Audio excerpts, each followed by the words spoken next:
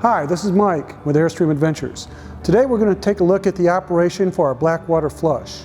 Our black water flush contains several elements. Not only the black water flush tank, the gray water tank, our storage tube for our black water flush hose, our black water flush inlet, and then there's the LED light. Let's begin up front here where we store our black water flush tank hose. The tube, the storage tube, is located right behind this little cap right here. We rotate it to the left and open it. This is literally a 10-foot section of our black water flush tank hose. We slide that's going to be inside this tube, and it will compress down and fit inside the tube. Now this is a 10-foot section. Some of our kits we have two 10-foot sections linked together, makes 20 feet. Compressed down will fit inside this storage tube. So we're going to pull that flexible hose out. We're going to come over here to where our cap is, where it connects, unscrew our cap, connect our hose. We're going to take the other end of the hose, which is this 90-degree visible angle, and we're going to put that into the dump station. Connect it here, into this end into the dump station, and our main tank is always our black water tank. Our auxiliary is our gray water tank. At this point, we want to start our black water flush first. We're going to connect our hose here and in the dump station, and then the first thing we're going to do, open this up and pull this valve. With that valve pulled all the way out, it's going to start a gravity feed of our black water tank. At that point, we want to go ahead and pressurize that black water tank to move out all the solids and sludge.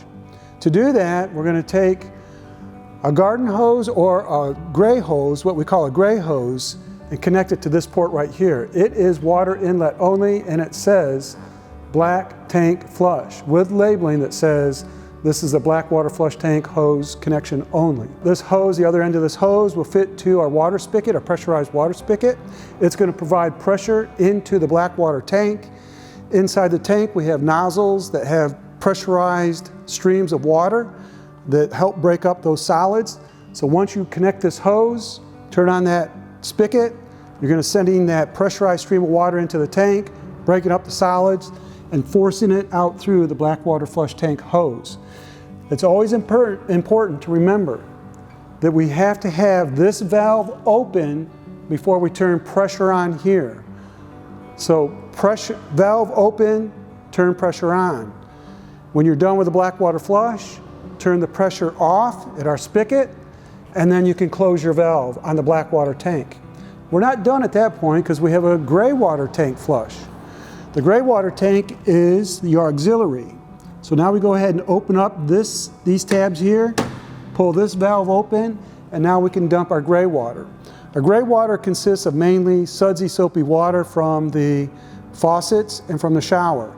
That's going to help clean out our black water flush tank hose, but it's only a gravity feed. So we do not need the pressure up here connected to this port. So be sure we have this removed. We have our gray water valve open. It's a gravity feed. It's going to dump that gray water, two separate tanks, a black water tank and a gray water tank. Gray water valve open. We're going to clean out that gray water tank. Sudsy soapy water is going to help clean out this hose. You have a 90-degree visible hose connection here at the dump station, so you can check the status of the flow of the black water and of the gray water when you're dumping both of those tanks.